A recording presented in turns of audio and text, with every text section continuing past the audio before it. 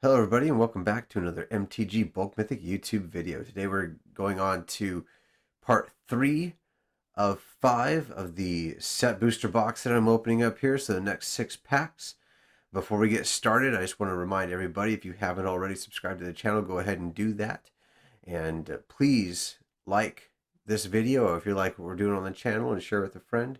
Don't forget to look us up on Facebook and the link in the description below. And coming up here pretty soon, pretty excited because I've got some other things to open up for you. I've got some of the commander decks coming up. I've just pre-ordered the Time Spiral Remaster boxes, so we'll have some of those to open up on the channel. And a secret layer coming in the mail. I just got my tracking number on it too, so I'm looking forward to opening up that secret layer for you guys on the channel. But without further ado, we're going to go ahead and start cracking open these packs, see how we come out. So the next 6, this is the middle 6 out of the box. Haven't, to be honest, had too great of openings so far, but we'll see how we get. This time our snow-covered land is a foil mountain. That looks pretty good right there. Going into our connected commons, looks like a green snow theme, glittering frost. A pretty good card there in limited, increasing your snow permanent count. In our uncommons, looks like a blue-white bit of a theme there. And our first rare is the Battle of the Frost and Fire. It is the red-green rare Saga. Chapter 1 is that it deals 4 damage to each non-giant creature and each planeswalker. And then Chapter 2 is Scry 3, which is a pretty deep dive into the top of your library. And then Chapter 3 is whenever you cast a spell with converted mana cost 5 or greater this turn, draw 2 cards and discard a card. So you get a chance to stack your draw step for the next turn, or even what you will draw off of casting that large spell there. And if you're playing giants, chances are it's going to cost 5 or more. And then we have a showcased Moriat of the Frost. And then our foil is Roots of Wisdom. Continuing on here. Red, blue, Giants and Wizards really hasn't done a whole lot for me.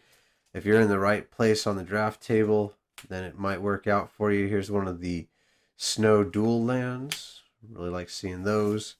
Our connected commons look like a red-blue snow theme, which is pretty interesting there. Moving into our uncommons, we have a Finn the Fangbearer. This is the Death Touch Tribal. So there's a black-green Death Touch deck roaming around there in Standard Constructed, given the Death Fang, the Hooded Death Fang, and Finn the Fangbearer. You can do some pretty crazy combinations with your Death Touch creatures, a couple different win conditions from different angles there, especially with Finn having the ability to put poison counters on your opponents. Then we have Binding of the Old Gods, Saga, Fall of the Imposter, Saga, so an interesting mix of uncommons there. And then we have the Maskwood Nexus, 4 mana artifact that says creatures you control are every creature type. The same is true for each creature, or for creature spells you control and creature cards you own that aren't on the battlefield. So basically, any creature that you control or own anywhere in the game is now all creature types. And then you can pay 3 and tap it to create a 2/2 blue shapeshifter creature token with Changeling. Do a little bit of upkeep here. Keep our rares and our uncommons. So there we go. And then we will keep our showcase cards off to the side here. And then we have an uncommon Boreal Outrider, which is 2 and a green for a Snow Elf Warrior 3/2. And then if you cast a creature spell and pay snow for any of the colored mana its cost, it enters the battlefield with an additional +1/+1 counter. And our foil Hagi Mob. And here we go with the list card is Angrath, Captain of Chaos. So one of the uncommon planeswalkers from War of the Spark from the list. Not sure if that one's a very sought after card, to be honest with you. I haven't seen it. I didn't see it do anything really in standard, and not a whole lot in some of the other formats. But here's a red-green dual Snowland. Our connected commons are blue control, it looks like there. Moving into our uncommons, we do have Svella Ice Shaper. So red-green snow theme with the replicating ring here. And then our rare is King Nafri's Betrayal. It's a saga. It's a blue-black saga. Chapter 1, each player mills 4 cards, and you may exile a creature or planeswalker card from each graveyard. And then until end of turn, you may cast spells from cards exiled with King Nafri's Betrayal, and you may spend mana as though it were mana of any color to cast those spells, or chapters 2 and 3. Then we have the Snow Artifact Icebind Pillar, and a foil mythic Ovar the All Form. So this is 3 generic and a blue for a 3/3 legendary creature shapeshifter changeling. Whenever you cast an instant or sorcery spell, if it targets one or more other permanents you control, create a token that's a copy of one of those permanents. And then when a spell or ability your opponent controls causes you to discard a card, create a token that's a copy of target permanent. So it just sits there and basically copies everything. This is a pretty powerful card, it feels like. I'm not sure its real application in constructed, but we'll have to wait and see. Haven't seen any decks yet playing with it.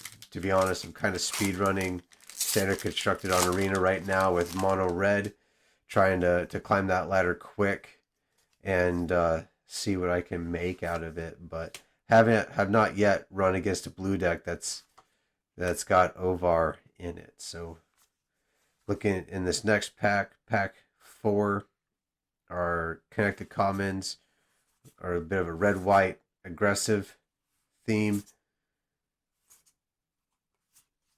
here, and then coming into our uncommons, just one uncommon in Kaya's Onslaught, and then we hit Doomscar. So this is the board sweeper that everybody's talking about. It's 5 mana, 2 which need to be white, for a sorcery that says destroy all creatures, but it has foretell for 1 white. So you can actually cast this on turn 3 if your mana is correct and you spend turn 2 foretelling it. So it's definitely a pretty big deal in some of the non-rotating formats. Commander, especially, where board wipes are pretty in need, and reducing the cost to 3 mana is a big deal, because if you can board wipe, especially in Commander, and then still have mana left up to play something before you pass the turn, because it is sorcery speed, but being able to put something else on the board before you pass the turn is a pretty big deal, instead of board wiping and then letting your opponents do everything before you get a chance to do some more. And then we have a Showcase Finn the Fangbearer, the Death Touch tribal guy right there, and then a foil Ravenous Lindworm. So I have played the Golgari Death Touch deck, or a version of it, in Arena on Standard. It's interesting. When it goes off, but when it doesn't, it seems kind of lackluster. I mean, the best part about it is that all of your creatures are Death Touch, so you can trade pretty easily all the time, regardless of the size of your opponent's creatures. But if you don't get those, if you don't break through and get those combo wins, it can kind of fall short sometimes. So our first rare in this pack is Calamity Bearer. It's a giant berserker, 2 and 2 red for a 3/4, and if a giant source you control will deal damage to a permanent or player, it deals double that damage to that permanent player instead. So this is the damage doubler. I might actually try one of these in place of Torbrand in the mono red deck, just to kind of see. But you do have to, it does have to be a giant, so might have to tweak that deck a little bit more. And here we have Egan, the God of Death, for another rare. It is a 6/6 for 3 with Death Touch. At the beginning of your upkeep, you exile 2 cards from your graveyard. If you can't, sacrifice Egan and draw a card. So you kind of need to mill yourself a little bit here, get some cards in the graveyard, take advantage of the super cheap 6/6. And if you're playing multiples in the deck, you might as well cast him as the Throne of Death first so that you can, because this allows you to mill a card every upkeep, and then you can pay 3 and tap it to exile a creature card from your graveyard and draw a card. So you can mill yourself with the 1 mana legendary artifact until you have enough in your graveyard and you draw another Egan to go ahead and cast him and keep him on the board for a little bit so you can attack with your 6/6. An Avalanche Color and a foil God's Hall Guardian. So big cat there, big expensive cat. And then our list card here is the Aven Riftwatcher. Looks like part of the, correct me if I'm wrong in the comments, but it looks like part of the Time Spiral block, which is pretty interesting there. And of course, Time Spiral Remastered coming up here in a couple of weeks. Like I said, I've pre-ordered a couple of boxes, one of which will go on the, in the closet for safekeeping. The other one, we'll open a few of the packs here. I don't know if I'm going to open the whole box on the channel because I do want to put some booster packs in the Chaos box. I have a draft Chaos box that I keep. Maybe I'll do a video about that a little bit later on. But put some of those away for that, and then open the rest of it on the channel, see what we can't get, because that set seems like it's pretty value packed right now. A lot of great reprints coming up in there, so I'm excited for picking up those boxes here in a couple of weeks, open up some of the packs and show you guys what we end up with here. Now our rare in this last pack here is Battle for Bretgard. It is the green-white rare Saga, and it says at Chapter 1 is create a 1/1 white human warrior creature token. Chapter 2 is create a 1/1 green elf warrior creature token. And Chapter 3 is choose any number of artifact tokens and or creature tokens you control with different names, and for each of them create a copy of it. So it'll double your tokens, or at least copy one of each. And in green-white, if you're in limited and you get the cat cart, playing this and then doubling your or getting an extra cat, getting an extra elf, getting an extra human is a pretty good deal. And then we have a Showcase Vega the Watcher. Now this art is pretty striking in my opinion. It's definitely out there, but this is just a 2/2 for 3 with flying bird spirit.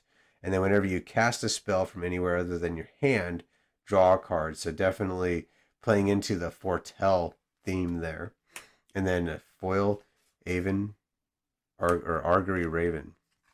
And then here's an Icy Monolith token. So, these openings, this set of 6 packs, look pretty good. I'm happy about the Egan there.